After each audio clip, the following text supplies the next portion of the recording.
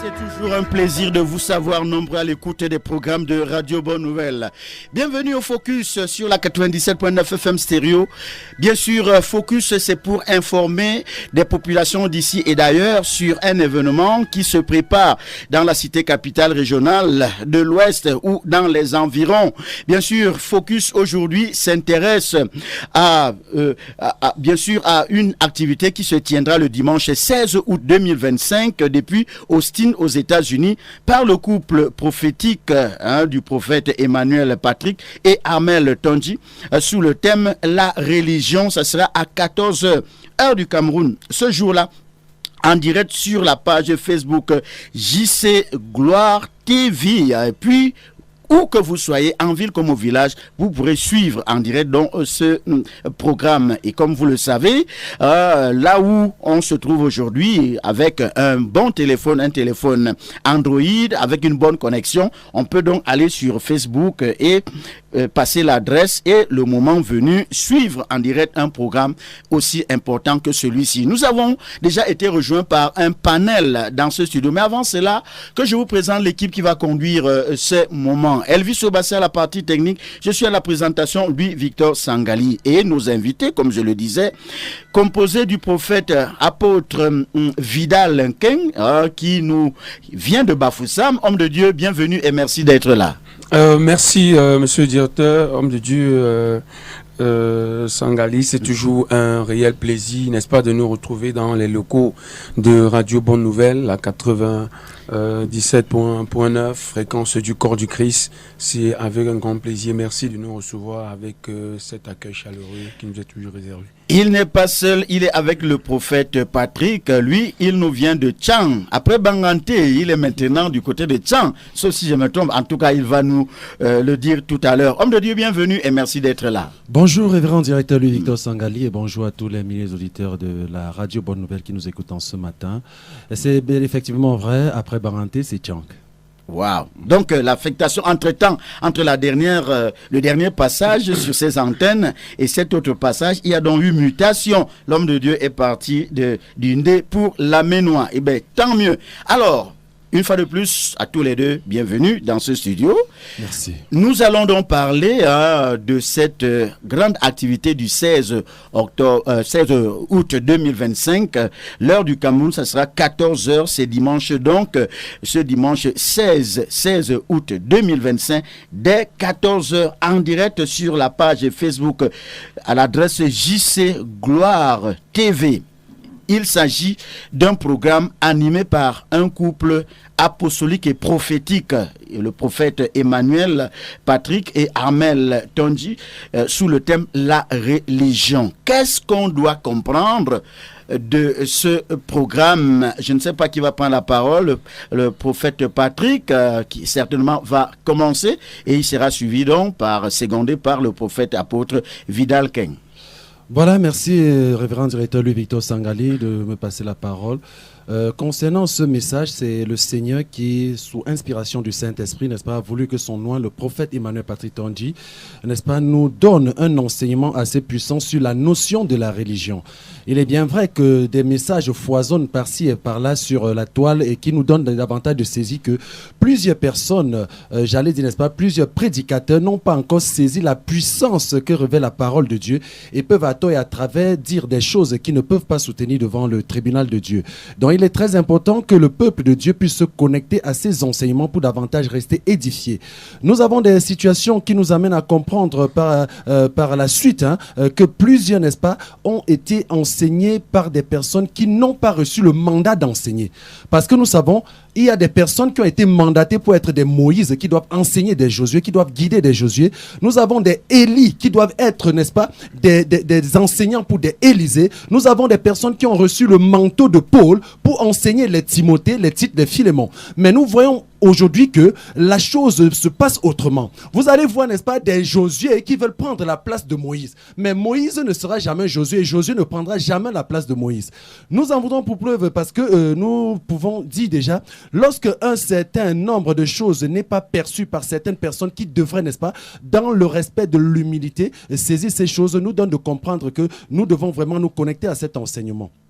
Je ne sais pas, révérend Victor Sangali, si lorsque je dis par exemple que je célèbre Jésus-Christ de Nazareth pour vous, pour l'œuvre que vous accomplissez ici au sein de Radio Bonne Nouvelle, ou alors que j'adore Jésus-Christ de Nazareth pour vous par rapport à ce que vous effectuez au travers de Radio Bonne Nouvelle, je ne sais pas si là il y a quelque chose qui est difforme par rapport au dessein de Christ. Mais lorsque nous disons cela, il en ressort tout simplement que celui qui est mis en haut, celui qui est élevé, c'est Jésus-Christ de Nazareth. Il n'est pas question de penser que lorsqu'on bénit le Seigneur pour un serviteur de Dieu, on est en train d'adorer ce serviteur de Dieu. Arrière de nous cette intention. Arrière de nous l'intention de prétendre que nous détenons le monopole de la vérité, mais plus proche de nous, n'est-ce pas, de nous connecter à l'humilité de la vérité de la parole de Dieu. Il est inadmissible que lorsque nous sommes rassemblés et que nous bénissons le Seigneur, nous adorons Jésus-Christ de Nazareth pour une personne, que certaines personnes pensent que nous sommes en train de donner une certaine louange, une certaine adoration à cette personne. Nous refusons cela parce que la Bible est contre cela. Nous voulons parler, n'est-ce pas, ici de l'esprit de la célébration, j'allais dire de la célébrité prophétique qui vient de Jésus. Lorsque nous consultons par exemple le livre, prenons le livre de 1 Samuel 18, le verset 7. Nous avons, l'histoire nous dit quoi dans sa quintessence prophétique? Que lorsque David revenait de ses excursions accompagné du roi Saül, ce sont les femmes qui célébraient, n'est-ce pas, la victoire de David. Qui pouvaient dire, Saül a tué ses 1000 et David a tué ses 10 000. Ils célébraient, ils adoraient Jésus par rapport à ce que David avait fait. Nulle part la Bible ne me dit que Dieu avait porté un certain préjudice ou bien avait puni ces femmes parce qu'elles avaient célébré les victoires de David. Mais David que nous connaissons, qui a été appelé comme l'homme selon le cœur de Dieu par Dieu lui-même, ne pouvait pas permettre cela si ça n'allait pas en étroite ligne avec cette vision que Dieu lui avait confirmée. Donc cessons, n'est-ce pas, de nous faire passer pour des enseignants alors que nous devons être ceux-là qui doivent recevoir les enseignements de ceux que Dieu a pleinement mandatés pour nous donner des enseignements. Nous ne pouvons pas nous tenir devant un panel de personnes, pour ne pas dire des patriarches, et se mettre à vouloir enseigner ces patriarches avec une fausse, j'allais dire une fausse onction, j'allais dire, n'est-ce pas, un mauvais esprit. Parce qu'on ne dit pas qu'on ne peut pas être jeune et donner des enseignements à des grandes personnes. Mais quel est l'état d'esprit qui accompagne cet enseignement? Est-ce que cet enseignement que tu veux donner est basé sur la prétention, est basé sur l'orgueil, ou bien cet enseignement est poussé par un esprit de jalousie que tu développes vis-à-vis de ton collègue qui est serviteur de Dieu? Mais non! Le corps du Christ est gangréné par un esprit de jalousie qui est en train de le tuer d'une manière ou d'une autre. Et nous devons mettre un terme à cela. C'est pourquoi il est important pour nous, en tant que serviteurs de Dieu, important pour nos aînés dans la foi, de pouvoir rectifier le tir quand de telles choses se présentent. Il est hors de question que nous puissions davantage continuer dans cette lancée. Nous allons prendre le cas c'est-à-dire, Dieu lui-même dans sa parole dit déjà ceci, qu'il ne partage sa gloire avec personne. Mais c'est le même Dieu qui nous dit, quand tu consultes Hébreux 6, le verset 10, qu'il n'est pas, n'est-ce pas, je dis, ingrat ou bien pour ne pas reconnaître, n'est-ce pas, la valeur du travail que nous accomplissons. Dieu nous le dit dans Hébreux 6, verset 10. Il n'oublie pas les bonnes actions que nous accomplissons. Et au travers de ces bonnes actions, il peut davantage se glorifier au travers d'une personne. Peut-on parler de l'histoire de la Bible sans parler d'Abraham? Je ne pense pas. Peut-on parler de la Bible, de la parole de Dieu sans parler de David? Sans parler d'Élie? Sans parler de Paul? Sans parler d'Esther? Je ne pense pas. Alors Dieu se glorifie au travers d'un homme. Quand Dieu, lorsque tu regardes à l'histoire de la vision de l'échelle de Jacob, nous sommes dans Genèse 28, le verset 12, où Jacob avait vu cette vision. Mais quand tu consultes cette histoire, la Bible nous déclare qu'au sommet de l'échelle se trouvait Dieu. Et Dieu, en communiquant avec son serviteur Jacob, pouvait lui dire, je suis le Dieu de ton père. Il se glorifie. Dieu lui-même se glorifie au travers du père de Jacob. Dieu se célèbre au travers du père de Jacob. Dieu se célèbre au travers d'un de ses serviteurs, de ses loyaux serviteurs. Alors si par exemple, dans un contexte, on va dire oui, Jésus, il est le suprême, nous n'en disconvenons pas, ce qui est clair et net. Mais le même Jésus, c'est lui qui permet qu'au travers d'un de ses serviteurs, d'ailleurs même, lorsque nous consultons la Bible, n'est-ce pas, Jésus est appelé le rejeton de David. Lui qui est Dieu, mais permet qu'on l'appelle le rejeton de David. Donc nous ne devons pas davantage nous conformer à ces enseignements erronés qui viennent castrer davantage, n'est-ce pas, la compréhension de certains enfants de Dieu, qui leur donnent, n'est-ce pas, de marcher dans un autre carnaval qui n'est pas cela. Nous voulons davantage que le peuple de Dieu sache que nous devons être édifiés par des personnes qui ont reçu le mandat de Moïse pour enseigner le peuple, pour guider le peuple, qui ont reçu le mandat, ce manteau en tant qu'instructeur de Dieu. Voilà en gros ce que nous pouvons davantage dire pour le moment concernant, n'est-ce pas, ces grandes articulations qui vont meubler certainement l'enseignement sur la notion de la religion que nous donnera le couple prophétique d'ici dimanche prochain, n'est-ce pas, lorsque nous serons à 14h du Cameroun, depuis aussi aux États-Unis d'Amérique. Une véritable leçon à recadrer afin que nul n'en ignore et qu'il n'y ait pas des extrapolations sur la notion du respect et de bénir le Seigneur sur la grâce qu'il a déposée sur un de ses joints, parce qu'il faut le dire, Dieu ne descendra jamais physiquement pour faire quelque chose. Il va mettre un homme à part, il va le capaciter, il va l'outiller pour un travail. Et bien sûr, ceux qui vont vivre ce que cet homme est en train de faire sur le terrain vont voir Dieu au travers de cet homme et pourront glorifier Dieu, n'est-ce pas, pour ce que cet homme est en train de faire. Et nous croyons donc que c'était important de commencer par là.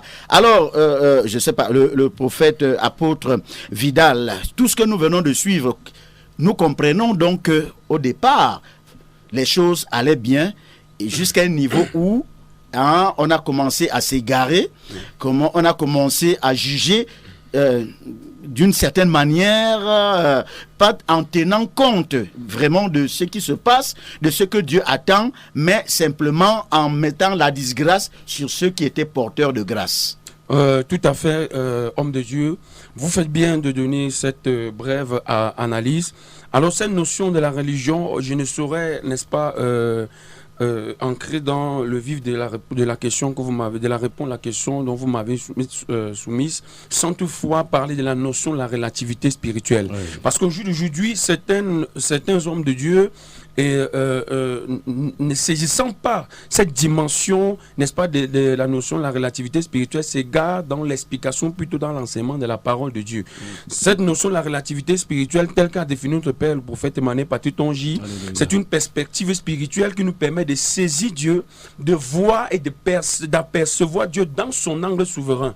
En d'autres termes, Dieu qui dit A, c'est le même qui dit B, mais sans se contredire, au nom de Jésus-Christ. Lorsque nous allons consulter le livre de Proverbes, chapitre 26, le verset 4 à 5, la Bible dit: réponds à l'insensé de peur. Ne réponds pas à l'insensé de peur que toi-même tu ne sois fou comme lui. Au verset 5, il déclare: réponds à l'insensé de peur qu'il ne se prenne pour sage. Alors, dans un certain cas, Dieu demande de répondre, mais dans un autre cas, Dieu dit de ne pas répondre. Or, un profane, lorsqu'il lit cette parole, ou quelqu'un qui n'est pas animé de la puissance du Saint-Esprit, dira que Dieu se contredit. Or, c'est ça que notre Père appelait la notion de la relativité spirituelle. Une fois que j'ai dit ceci, la notion de la religion va faire entrer également le respect ou l'honneur du manteau des pères qui ont payé le prix et qui ont traité des alliances avec Dieu au début de leur ministère, et Dieu leur a fixé certaines limites avec lui concernant l'onction et la vision qu'il leur a confiée. Une fois que j'ai dit ceci, ça me permet, n'est-ce pas, de mettre sur la table prophétique l'histoire de notre père spirituel, le prophète Emmanuel Patrick Tongi, que vous connaissez d'ailleurs très bien, qui a débuté son ministère au niveau de Yokaduma, puis dans la région de l'Est Cameroun. Lorsqu'il étant grand directeur d'une agence pétrolière, plus précisément la Texaco à cette époque au niveau de Yokaduma, il reçoit l'appel de Dieu. Au moment où il s'apprête à s'engager avec Jésus-Christ, une fois seul dans sa chambre, dans son intimité avec Dieu, il dit: Seigneur, tu es tellement bon, tu es tellement merveilleux. Me voici, tout jeune, tu m'appelles à te servir.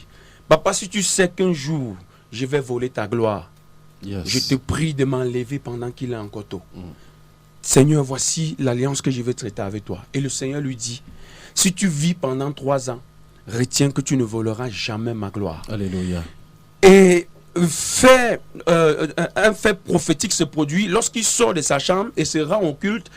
Le révérend Abou Alphonse, qui, n'est-ce pas, était le pasteur de l'assemblée dans laquelle il persévérait, quand il le voit, il lui dit, sans être au courant de la langue qu'il a traitée avec Dieu dans sa chambre, il lui dit: Dieu me dit de te dire que si tu vis pendant 3 ans, tu ne voleras jamais ma gloire.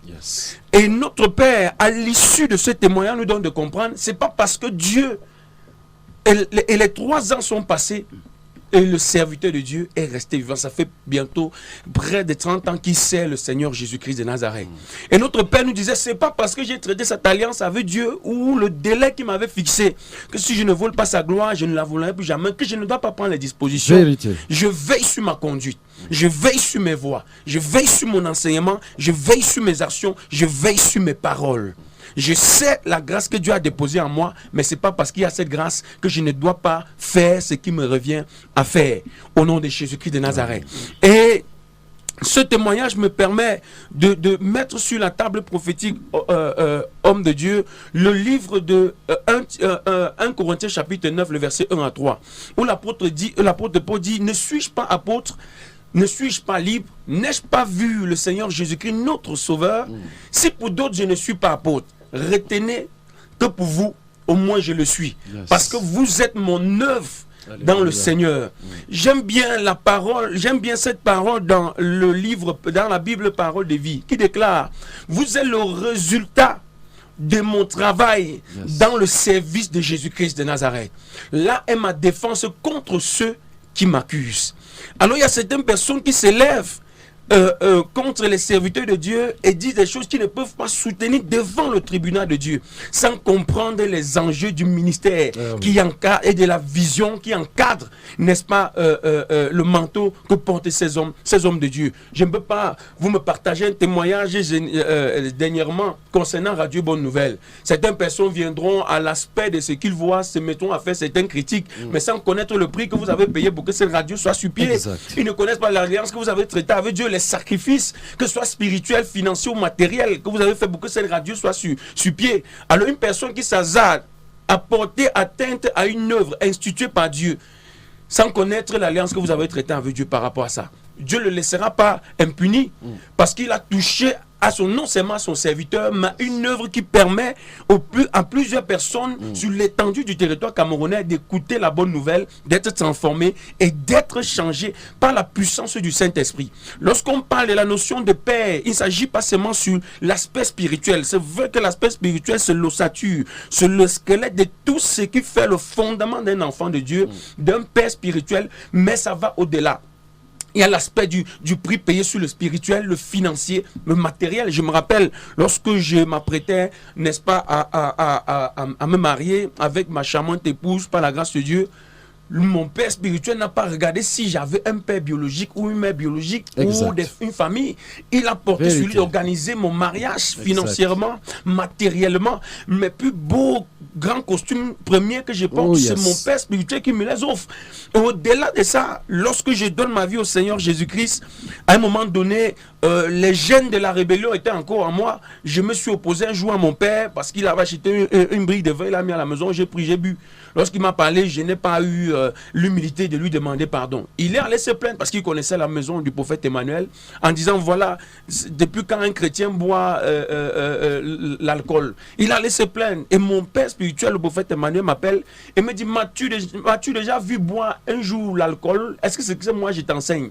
As-tu vu cette mentalité où mon père étant déjà parti, il m'a dit, prends l'argent, si tu vas aller voir ton père, appelle-le. De là où tu vas le voir, tu te mettras à genoux. Là où tu vas le voir, tu lui donnes cet argent et tu lui demandes pardon. Il va te bénir et il va te relever. Il m'a donné cet argent, je l'ai appelé. Il était au sens interdit, ici au marché A. Je suis allé, il était au goudron, en train de marcher. Il partait un rendez-vous. Je me suis mis à genoux au goudron pour lui demander pardon d'avoir bu son vin et lui remettre l'argent que le prophète avait demandé que je lui aurais pour restituer son vin et qu'on fasse un bon repas pour qu'il mange. La Bible déclare, vous les reconnaîtrez à leurs fruits. De voir quelqu'un qui était un voyou, un bandit comme moi, devenu aujourd'hui pasteur, qui par la grâce de Dieu, à cause de ce qu'un père a cru en lui a donné les valeurs, lui a communiqué des valeurs, et est devenu pasteur et encadre des gens. Ça fait des années que je suis marié par la grâce de Dieu, avec 4 enfants déjà. Mon premier d'ailleurs a eu son CP, son concours, et ça peut entamer le secondaire. Même, le Seigneur a dit, vous les reconnaîtrez à partir de leurs fruits. Là est le témoignage que c'est un père, le prix que c'est un père spirituel paye pour certaines personnes. Et même un prix que parfois les parents biologiques n'ont pas payé. Mais ce n'est pas une occasion pour un véritable serviteur de Dieu qui sait Dieu à l'esprit en vérité de donner l'occasion aux enfants de mépriser leurs parents biologiques. Yes. Je connais les parents, les chrétiens qui étaient dans nos assemblées, dont les parents étaient des sorciers et des vampires initiés dans les choses. Et le Seigneur, révélant cela à son serviteur et même aux enfants, a dit, malgré tout, c'est vos parents. Vous les devez du respect, de la soumission. Ce n'est pas l'amour que nous allons les sauver. Yes. Ce n'est pas la miséricorde que nous allons les sauver. Si nous allons vers eux avec la violence ou en les abandonnant, le salut n'entrera pas dans leur vie. Et Dieu ne nous a pas appelés pour détruire les âmes, mais plutôt pour les sauver. Dans cette notion, la religion va encadrer un certain nombre de points que certains hommes de Dieu, n'ayant pas saisi cette notion de la relativité spirituelle que je disais à l'entame de mes propos, se permet de dire tout et du n'importe quoi. D'ailleurs, la Bible déclare dans Jacques chapitre 3, le verset 1, qu'il ne soit pas donné à un certain nombre parmi vous, à un bon nombre parmi vous d'enseigner.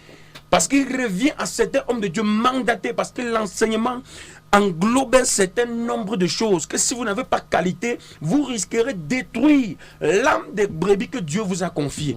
Si Dieu ne vous a pas donné ses responsabilités, asseyez-vous et puis demandez dans quel couloir Dieu vous a appelé et efforcez-vous à faire cela pleinement par la grâce et pour la gloire de Dieu, afin que le nom de Jésus-Christ soit glorifié au nom de Jésus-Christ Nazareth. Mesdames, Messieurs, si vous venez de vous joindre à nous, c'est Focus, c'est sur Radio Bonne Nouvelle à 97.9 FM stéréo, et nous recevons donc des hommes de Dieu qui nous viennent de l'église La Gloire de la Dernière Maison, qui nous invitent tous le dimanche 16 août 2025, dès 14h, de suivre un programme qui sera en direct depuis les États-Unis, la ville de Austin aux États-Unis, hein, et tenu par le couple prophétique du prophète Emmanuel Patrick et Amel Tondi, sous le thème la religion. Et vous êtes donc en train de comprendre combien il est important de suivre cet enseignement ce jour-là, avec tout ce qui se passe dehors, tout ce qui est dit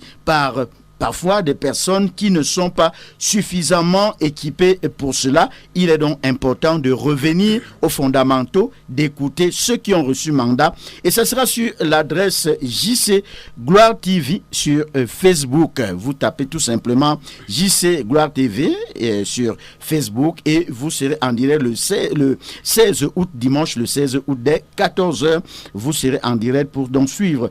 14h, c'est l'heure du Cameroun, bien sûr. Hein, aux États-Unis, c'est ça une autre heure. Mais vous qui êtes au Cameroun ou en Afrique centrale, c'est 14h ce dimanche 16 août 2025. Alors, prophète Patrick, avec tout ce que nous comprenons, nous voyons donc qu'il est impérieux que les uns et les autres suivent pour avoir un enseignement équilibré. D'une part et de l'autre, qui peut vraiment suivre cet enseignement? Comment on fait? Est-ce qu'il y a d'autres éléments qu'il faut avoir pour suivre de bout en bout cet enseignement? Est-ce que ce n'est que ceux de votre église qui ont peut-être le code, n'est-ce pas, pour pouvoir suivre cet enseignement en direct sur Facebook le 16 août prochain? Voilà, merci de me repasser la parole. Mais avant de vous répondre, je voudrais, n'est-ce pas, ajouter un peu d'eau au moulin du prophète apôtre Vidal tout à l'heure, concernant, n'est-ce pas, le début du ministère de notre Père, pour ne pas dire notre maître spirituel, le prophète Emmanuel Patrick Tondi à Yokadouma. Rappelons qu'il est propriétaire d'une station Texaco et quand le Seigneur l'appelle, la station Texaco est transformée en plateforme d'évangélisation prophétique. C'est tout le monde qui peut venir écouter la parole. Et à un certain moment donné, l'homme de Dieu, parce qu'il avait reçu cet appel, avait la conviction que cela venait de Dieu. Il a tout abandonné pour servir son Dieu.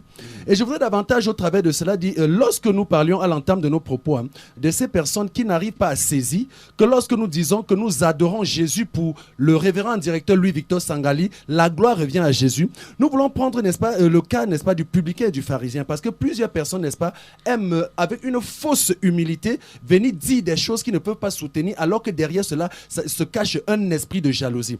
Nous rencontrons dans l'histoire du pharisien et du publicain, selon les enseignements que nous avons reçus de notre Père, intitulé le cœur, que le pharisien pouvait, n'est-ce pas, dire qu'il ne fait pas ci, il ne fait pas ça, il fait ci, il fait ça, il fait ça et tout.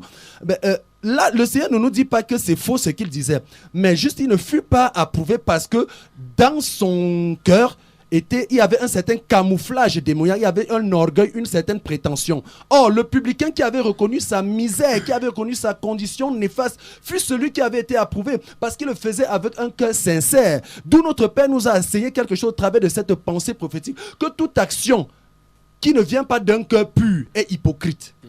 Et dans ce cas, ça veut dire que nous développons ce qu'on appelle le camouflage démoniaque ou alors le bricolage spirituel. Et c'est pourquoi papa pouvait davantage nous connecter à la parole de Proverbe 4, verset 23, qui nous invite à garder notre cœur plus que toute autre chose, car c'est de lui que viennent les sources de la vie. Et quand nous parlons des sources de la vie, nous avons la source de la vérité, la source de l'humilité, la source de l'honnêteté, entre autres. Et c'est pour davantage nous donner de saisie que lorsque nous avons saisi cela, et tel que nous a enseigné notre Père au travers de cette pensée prophétique qui va te permettre de comprendre que tu n'es rien si tu ne peux pas développer cette humilité, si tu n'es rien si tu n'as pas vraiment une humilité forte dans ta vie, c'est que davantage la grandeur d'un homme réside dans sa quête permanente dans l'humilité qui vient de Jésus-Christ de Nazareth. Amen. Et papa nous a donné de comprendre que si tu développes cette humilité, tu comprendras qu'avec Jésus, tu n'es jamais arrivé.